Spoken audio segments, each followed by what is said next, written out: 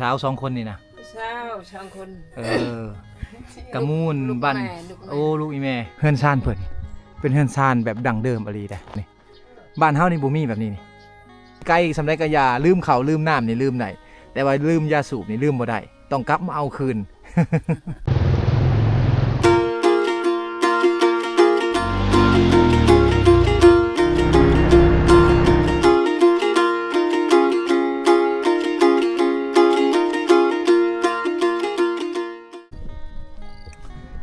เฮามาในยามนี่แม่นยามที่ว่าชาวบ้านเขตชายแดนลาวเวียดนามนี่เพิ่นสิเฮ็ดหน้าแซงพี่น้องหรือว่าหน้าปังเนาะบ่ว่าจะเป็นอยู่ทางผาบังเมืองเซโปนเนาะจุดซุมละโกเมืองเซโปนส่วนหลายเขตชายแดนที่ติดกับเวียดนามเพิ่นสิเฮ็ดหน้าแบบซี่พี่น้องก็คือหน้าปังหน้าแซงนั่นเองเนาะทุ่งนาอยู่ทางเขตนี่จะบ่หลายนะบางครอบครัวก็มีประมาณ 4-5 ไร่พี่น้องบางครอบครัวก็บ่มีเลยนะบางครอบครัวก็เฮ็ดไร่เอาฉะนั้นชาวบ้านเขาจึงได้แบ่งปันกันนะเนื้อที่ให้ได้เมิดทุกคนพี่น้องเนาะแต่ว่าบางครอบครัวก็อาจจะบ่ได้อลีก็จะได้เฮ็ดให้ในหัวผู้ไปเลยพี่น้องคือการปลูกข้าวนะแล้วก็ปลูกพืชตามฤดูกาลไปขายนะอันนี้ก็คือบรรยากาศระหว่างทางที่บ่โดดมาถ่ายทำให้พ่อแม่พี่น้องได้เบิ่งอยู่ที่บ้านกุใต้พี่น้องเนาะเปาะปีได้โปะปีได้ไปให้เพิ่นกำลังสิไปให้ตอนนี้เพราะว่าตอนนี้ก็เพิ่นพักเที่ยงแล้วก็ต้องไปย่างไปเลยพี่น้องใกล้เติบนะไกลเติบห่างจากหมู่บ้านประมาณ 2-3 กิโลเขาจะย่างลัดไปนี้ข้างเทิงขึ้นไปนี่จะเป็นโรงเรียนนะพี่น้องจะเป็นโรงเรียนประถมสมบูรณ์ของชาวบ้านเขาจะอยู่บ้านกุใต้ลุ่มลงมาเบื้องนี้ก็สิเป็นทงหน้าแน่แล้วก็สิเป็นแม่น้ำแน่น้ำตัวนี้นี่คือแม่น้ำที่เขาเจ้าขันไว้หรือว่าเขาเก็บไว้เอาไว้เฮ็ดหน้าพี่น้องเนาะลุ่มลงไปทางหลังบ้านเขาจะเป็นทงหน้าทั้งเมิดเลยพี่น้องเนาะหมู่บ้านนี่จะเป็นหมู่บ้านที่ว่าอยากคือกับเวียดนามเฮือนซ่านอยู่ตามเรียบเส้นทางไปนี่อยากคล้ายๆกับเวียดนามเลยพี่น้องเนาะจะคือกับเวียดนามนะเนาะเป็นเขตหมู่บ้านชนบทที่ติดกับเวียดนามเฮือนซ่านอยู่ทางเขตนี่บางหลังคาเฮือนก็สิเป็นเฮือนดินเฮือนก่อแล้วพี่น้องบางหลังคาเฮือนก็สิเป็นเฮือนไม้เนาะแต่ว่าคักอย่างเดียวก็คือเพิ่นจะเอาไม้มาเฮ็ดเสื้อเพลิงในการหุงข้าวดังไฟพี่น้องเนาะแต่งกินต่างๆจะเป็นเสื้อเพลิงโดยไม้แบบสีไม้นี่จะจัดเป็นระเบียบเลยเลี้ยงชื่อคักอะลีพี่น้องเลยเนาะเลี้ยงชื่อคักอะลีอัดแน่นอยู่ในกล่องตารางเฮือนแต่ว่าทางบ้านเฮานี่บ่มีแล้วพี่น้องเนาะบรรยากาศแบบสิบ่มีแหละอยู่ทางเขตชานเมืองก็ยังบ่มีพี่น้องทางเขตชานเมืองก็สิดังทานนะจะบ่มีด่วนฟืนแบบสิในกล่องตารางแต่สมัย20ปีก่อนอยู่ทางบ้านบ่โนดเนาะอยู่ทางบ้านบ่โนดก็สิเป็นแบบนี้พี่น้องเนาะเรียนใหม่แบบสิในกล่องตารางหรือว่าจะมีโฮงเก็บใหม่อีกต่างหากคือเห็นแหละเงินซานอยู่นี่ก็สิเป็นประมาณนี้พี่น้องเนาะเป็นเฮือนดังเดิมแน่แล้วก็สิเป็นเฮือนที่ว่างามแน่คักแน่พี่น้องพี่น้องตอนนี้บ่โนดก็มาฮอดในหมู่บ้านเพิ่นแหละก็คือบ้านกุใต้เนาะเป็นหมู่บ้านหนึ่งที่ว่าอยู่ในเขตชายแดนลาวเวียดนามนะหมู่บ้านนี้ก็จะมีห้านค้าหลายๆห้านนะสบายดี เบนชวนห้านค้าอยู่ในบ้านนี้มีจักห้านเขาขายเครื่องนี่สองห้านห้านเจ้ากับห้านไผอยู่ทางใดเบิ่งหน้าห้านในบ้านโอ้ห้านไผใหญ่กว่ากันห้านเจ้าใหญ่กว่าบ่เครื่องส่วนหลายนี่มาแต่ทางใดเวียดนามมาแต่เวียดโอ้มาแต่เวียดนามบ่หนูกับทีมงานกับพากันนั่งกินน้ำอยู่ห้านเพิ่นพี่น้องนั่งพักผ่อนอยู่นี่แหละเนาะเฮามาแนะนำเนาะถ้าว่าใครอยากมาลิ้นมาเที่ยวมาทางนี้ก็มาแวะห้านเพิ่นได้เนาะก็คือห้านสาวหยังก่อเทมสาวเทมนะอยู่ที่บ้านกุใต้เด้พี่น้องเนาะบรรยากาศดีอากาศเย็นพี่น้องนี่สัญลักษณ์ห้านเพิ่นก็คือมีอันแดงๆนี่เนาะแดงๆแบบสิดอกไม้สังเกตโลดเนาะมาบ่คือกับห้านอื่นพี่น้องบ่คือกับห้านอื่นอยู่แคมทางนี่แหละที่ว่าจะไปเวียดนามนั่นเองนี่ทางนี้ไปก่อนเด้อขอบใจหลายๆหมู่บ้านชนบทอยู่ในเขตนี่จะคล้ายๆคือกับหมู่บ้านเวียดนามนะพี่น้องนะเพราะว่าวัฒนธรรมหรือว่าการแต่งกายต่างๆอยู่ทางเขตนี่อยากคือกับคนเวียดนามบ้านเขานี่จะมีเป็นบ้านที่ว่าขนาดที่ว่าใหญ่พอสมควรนะบ่โนดคิดว่าประมาณ60หลังคาเรือนพี่น้องเนาะแต่ว่าชาวบ้านกับเจ้า จะไปเวียดนามหลายกว่าเขาไปตัวเมืองสมุยเพราะว่าทางนี้ใกล้กว่าห่างจากเวียดนามนี่ประมาณ12กิโลเมตรพี่น้องเนาะเฮือนซ่านเพิ่นเป็นเฮือนซ่านแบบดั้งเดิมอหลีแต่แบบนี้พี่น้องเอ้ยงามเนาะเฮือนเพิ่นนี่บ้านเฮานี่บ่มีแบบนี้นี่เฮือนซ่านเฮาแบบสิบ่มีเลยนะสบายดีแม่ ทางนี้บ่มีสัญญาณโทรศัพท์เด้อพี่น้องไฟฟ้ากับเขาบางหลังคาเฮือนเท่านั้นบางหลังคาเฮือนก็บ่ได้เข้าทางนี้นี่ส่วนหลายนี่จะเบิ่งโทรทัศน์เบิ่งทีวีเบิ่งฝั่งไทยแน่ฝั่งลาวแน่เบิ่งเวียดนามแน่พี่น้องนี่คือทีวีเพิ่นสบายดีสบายดี สบายดีอันนี้ให้ยังอันนี้ อันนี้คือเงินซ่านเพิ่นพี่น้องเนาะโอ้โต๊ะเพิ่นนั่งนี่เป็นไม้หนาเดียวเลยนะอยู่บ้านเฮาบ่มีได้ไม้แบบซี่โต๊ะแบบซี่หายากแล้วพี่น้องโอ้คักๆเนาะสบายดีบักล่ะ เพิ่นให้เพิ่นคัดแม่เพิ่นเมื่อกี้เพิ่นเห็นบ่โนดน่ะมิดเลยบ่ให้เลยบัดนี้ ยาน อ้าวย่างแล้วเลาะพี่น้องย่างแล้วเลาะเบิ่งหมู่บ้านเพิ่นเนาะเฮือนซ่านเพิ่นนี่จะเป็นเฮือนซ่านแบบเก่าๆเดิมๆนะเฮือนซ่านแบบเก่าแบบเดิมถ้าว่าเปรียบเทียบทางบ้านเฮามันก็บ่มีแล้วพี่น้องแบบนี้เนาะคือเห็นบรรยากาศอยู่ในเขตในเมืองเฮาแต่เมื่อก่อนเฮือนซ่านบ้านเฮือนทุกๆอย่างเป็นแบบนี้เลยเป็นเฮือนไม้ทั้งหมดเลยพี่น้องเนาะเป็นเฮือนไม้แบบนี้นี่อันนี้ส่วนหลายก็สิเป็นเฮือนพี่น้องกันแน่แล้วก็สิเป็นเฮือนคนใกล้เคียงกันแน่ผู้ใดที่บ่แม่นพี่น้องกันเขาก็แอมไว้พี่น้องนี่คือเฮือนหลังนี้เขาจะเฮ็ดหัวแอมเฮือนไว้จบเจือนะงั้นเดี๋ยวมาทางเมืองพี่ สบายดีป้าเฮือนซานแบบเก่าแบบเดิมนะ สบายดีเฮือนเพิ่นสังเกตเฮือนเพิ่นพี่น้องเอกลักษณ์เลยนะทางนี้จะเป็นแบบทรงแบบโบราณนะทางบ้านเฮานี่มันจะบ่มีนะแบบสีนะ ไม้กับบ่คือกันพี่น้องไม้ทั้งนี้ก็จะเป็นไม้ที่ว่าเนื้อแข็งไม้เนื้อแข็งเนาะไม้ที่ว่าหายากแล้วอยู่แบบทนทานนะคือเฮือนซ่านเพิ่นนี่จะบ่ได้ฝังดินเด้อเสาเฮือนเพิ่นเห็นบ่เพิ่นจะเอาก้อนปูนนะผู้ที่ว่ามีเงินเนี่ยก็ซื้อเอาก้อนคอนกรีตก้อนปูนนี้เอามาห้องเสาเฮือนพี่น้องเนาะมาห้องเสาเฮือนอยู่กองตารางก็สิเลี้ยงงัวแน่เลี้ยงควายแน่พี่น้องเนาะแต่ว่าเดินบ้านเพิ่นนี่แป้นขนาดเนาะยามเช้าชาวบ้านเขาก็สิปัดเฮือนปัดซ่านเด็กน้อยคุ้มนี่เขาก็สิรู้สึกตื่นแน่เพราะว่าจะบ่ค่อยมีคนมาเล่นมาเที่ยวเป็นช่วงนี่ล่ะ สบายดีโอ้เด็กน้อยอยู่ทางเขตจะคือคนเวียดนามเนาะคล้ายๆกับคือคนเวียดนามเลย อันนี้คือเขาโรงเรียนนะเขาโรงเรียนมาทุกคนพี่น้องเนาะเขาโรงเรียนมาทุกคนเลยนะพูดงานเพิ่นอยู่เลี่ยนๆกันนี่เลยไปแบบนี้เลยอากาศบ้านเพิ่นนี่จะบ่ร้อนพี่น้องจะบ่ร้อนจะอากาศเย็นอากาศจะเย็นในทางบ้านเพิ่นบ่ร้อนคือบ้านเฮานี่มีแต่เฮือนไม้เฮือนโบราณพี่น้องเนาะเฮือนไม้เฮือนโบราณแบบนี้เมื่อก่อนนี่อาจจะเป็นเฮือนหลังนี้หลังเดียวพี่น้องเนาะหลังนี้หลังเดียวแต่ว่ามาในปัจจุบันนี่ก็คือเขาต่อเติมออกมาผู้ที่ว่าสร้างครอบครัวแล้วมาอยู่น้ำพอน้ำแม่กระเช็ดอีกเฮือนหลังหนึ่งก็เป็นเฮือนแบบนี้อันนี้คืออาจจะเป็นเฮือนลูกหรือว่าเฮือนพ่อแม่ที่ว่าเฮ็ดใหม่แปลงใหม่พี่น้องเนาะ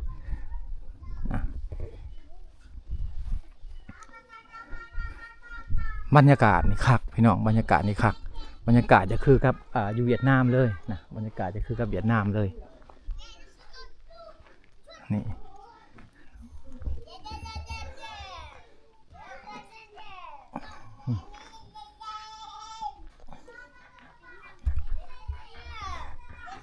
เป็นเฮือนเก่าอาลีพี่น้องเป็นเฮือนเก่าอาลีนะเป็นเฮือนเก่าอาลีอันนี้เด็กน้อยในชนบทช่วงนี้เขากับบ่ได้ไปหุงหำโรงเรียนพี่น้องเนาะเพราะว่าตอนนี้มันถึกช่วงบ่ายๆแน่ก็คือช่วงที่ว่าเขาจะพักโรงเรียนเราจะเห็นแต่เด็กน้อยเต็มในหมู่บ้านนี้ส่วนหลายคนในเขตชนบทก็สิมีลูกมีหลานเนาะหรือว่ามีครอบครัวที่ว่าใหญ่ นะเขาเจ้านี่บ่คือกับคนในเมืองเฮาคนในเมืองเฮานี่มีลูก2คนก็ถือว่าหลายแหละทางนี้มี4คนหา6หา7คนบ่เลยพี่น้องเนาะอันนี้คือเหล้าเขาเด้อพี่น้องเนาะตัวนี้จะเป็นเหล้าเขาชาวบ้านเขาเจ้าจะเฮ็ดเหล้าเขาเป็นไม้นะเป็นไม้แบบสี่อันนี้ใช้ได้หลายสอบเติบได้เป็นกระสอบเขาย่อเขาพี่น้องเอ้ยเนาะจะคือเหล้าเขาคนผู้ไทยพี่น้องเหล้าเขาคนผู้ไทยก็สิแบบนี้แหละเป็นไม้แต่ว่าจะใหญ่กว่านี้อีกเนาะใหญ่ซ้ำเฮือนหลังหนึ่งพี่น้องเอ้ยเนาะใหญ่ซ้ำเฮือนหลังหนึ่งพุ่นแหละเหล้าเขาผู้ไทยเห็นได้ตัวนี้นะตีเหล้าเขาวันนี้เพิ่นจะเอาปูนเอาก้อนปูนก้อนหินต่างๆมาห้องเพื่อบ่ให้ปวกขึ้นสังกะสีนี่ก็คือสังกะสีที่ว่าเพิ่นตั้นบ่ให้ปวกขึ้นพี่น้องเนาะหรือว่าหนูขึ้นเหล้าเขาเพิ่นนะตัวนี้เห็นบ่เอาสังกะสีอ้อมไว้เพราะว่าเพิ่นย่านหนูมันขึ้นเหล้าเขาพี่น้อง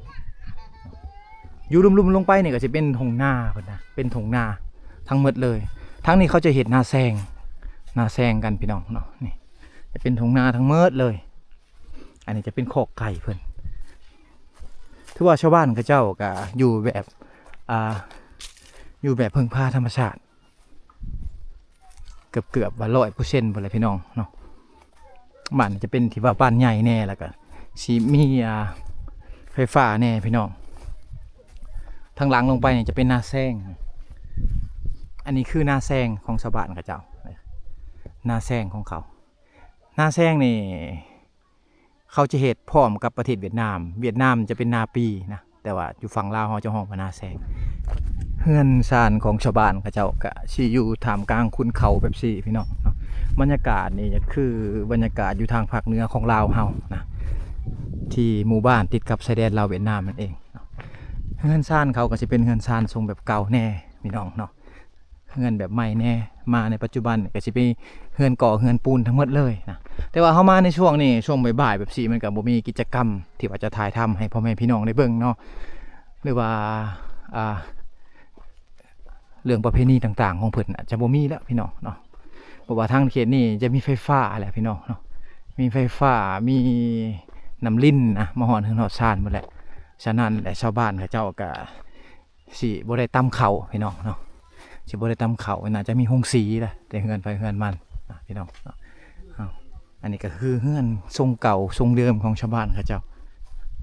จะเป็นเฮือนแบบสี่พี่น้องเลยเนาะเฮือนแบบนี้ไม้ที่เขาเอามาตีเป็นฝาเฮือนเนี่ยเขาจะตัดแล้วเฮ็ดเป็นลวดเป็นลายนะเฮ็ดลวดลายที่ว่าสวยงามเด้อพี่น้องสวยงามนะเดินบ้านเพิ่นสะอาดนะแป้นขนาดเลยอยู่บริเวณนี้เป็นบริเวณที่ว่าเพิ่นเลี้ยงงัวเลี้ยงควายพี่น้องเนาะเลี้ยงงัวเลี้ยงควายใช่อันนี้คือเฮือนหลังใหญ่อันนี้คือเฮือนครัวเพิ่นวางแต่งอยู่พอกินนะเฮ็ดแบบสี่พี่น้อง ลุ่มๆลงมาเนี่ยก็สิเป็นเฮือนอีกหลังหนึ่งพี่น้องเนาะเป็นเฮือนอีกหลังหนึ่งเป็นเฮือนไม้ทรงเดิมทรงเก่าคือกันทรงโบราณของคนลาวเฮาอยู่ในเขตชนบทเป็นเฮือนแบบนี้แต่ว่าเป็นเฮือนที่ว่าเพิ่นบ่ได้ทาสีพี่น้องเนาะเพิ่นจะบ่ได้ทาสีเฮือนเพิ่นเนาะและอยู่กันนี่หลายคนเติบได้พี่น้องเฮือนแบบนี้เนาะอยู่กันประมาณ5-6 คนนะออกมานี่ก็สิเป็นเฮือนครัวเพิ่นนี่เป็นเฮือนครัวแบบเก่านะเพิ่นจะเอาใบตองข้อใบป้อพี่น้องเนาะมามุงหลังคานะจะบ่ได้ใส่สังกะสีหรือว่ากระเบื้องอากาศช่วงอากาศร้อนๆนี่อยู่แบบซี่นี่อากาศทางในเฮือนนี่จะเย็นนะทางในเฮือนนี่จะเย็นพี่น้องเนาะเอาเบิ่งกองตารางเฮือนเพิ่นนี่ก็สิเป็นไม้ทั้งหมดเลยอันนี้เป็นไม้ก็คือไม้ฟืนที่ว่าเพิ่นจะมาดังไฟหนึ่งเขาเป็นเชื้อเพลิงอันนี้ส่วนหลายทางนี้เขาจะขี่รถเวียดนามกันนะเป็นรถเวียดนามขี่พอเวียดนามสะดวกสบายเลยพี่น้องเนาะอยู่คงเขตชายแดนลาวเวียดนามแบบที่ชาวบ้านเขาจะบริเซียขาเขาต่างๆแต่ว่าเขานี่จะได้เสียแต่อันนั้นนะจะได้เสียแต่ค่าน้ำมันรถในการเดินทางอะไรพี่น้องเนาะเงินครัวเพิ่นก็คือเห็นพี่น้องเนาะโอ้เงินครัวแบบสิหายากอะไรบ่มีแล้วเนาะเงินแบบนี้นี่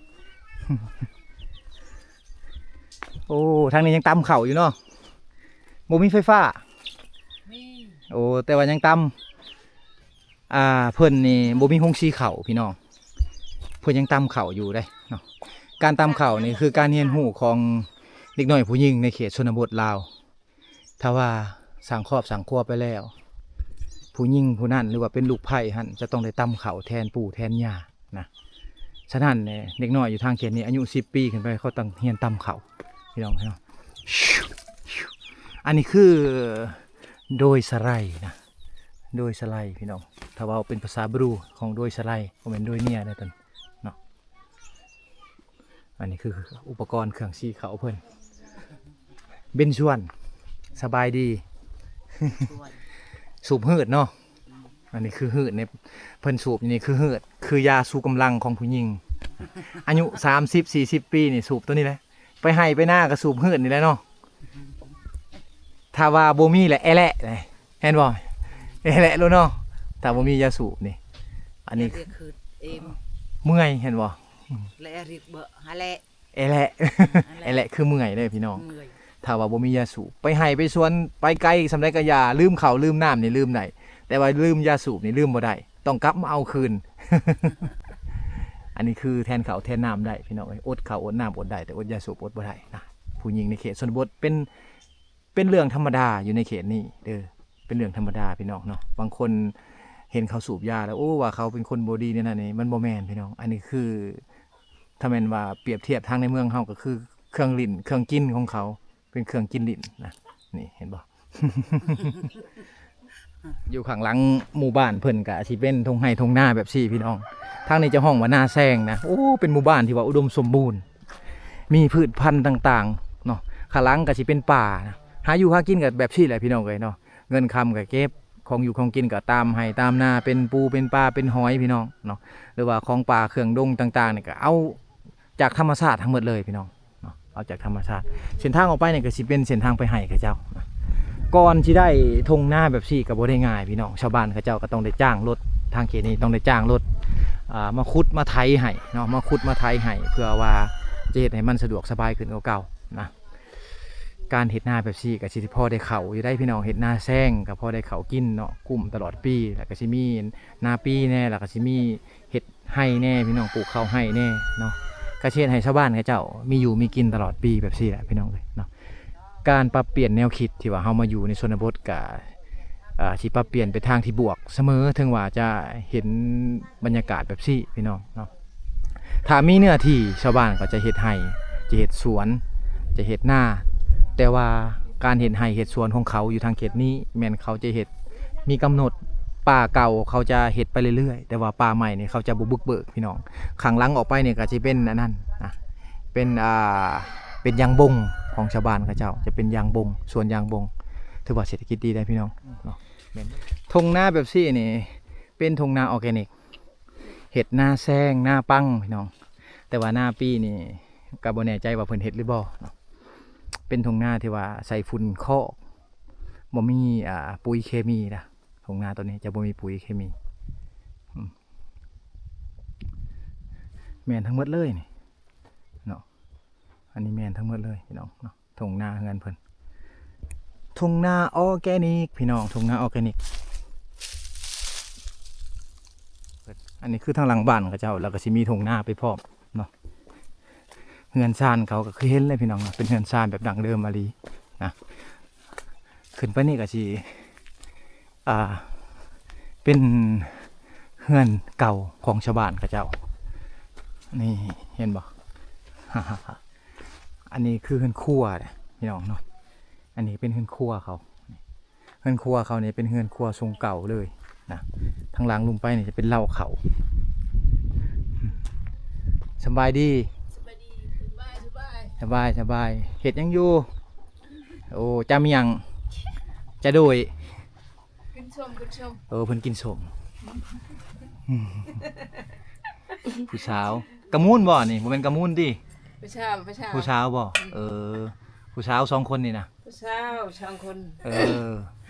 กระมูนบ้านโอ้ลูกอีแม่กระมูนบ้านกูตายผู้สาวบ้านกูตายเราอายเนาะเรากำลังกินส้มหรือว่ากินตามหมกม่วงเอาตามสบายเด้อโดยอันนี้คือเฮือนครัวเพิ่นนี่แบบดั้งเดิมอะไรได้เนาะแบบดั้งเดิมอะไรพี่น้องนี่แบบนี้เลยมุงใบตองข้อ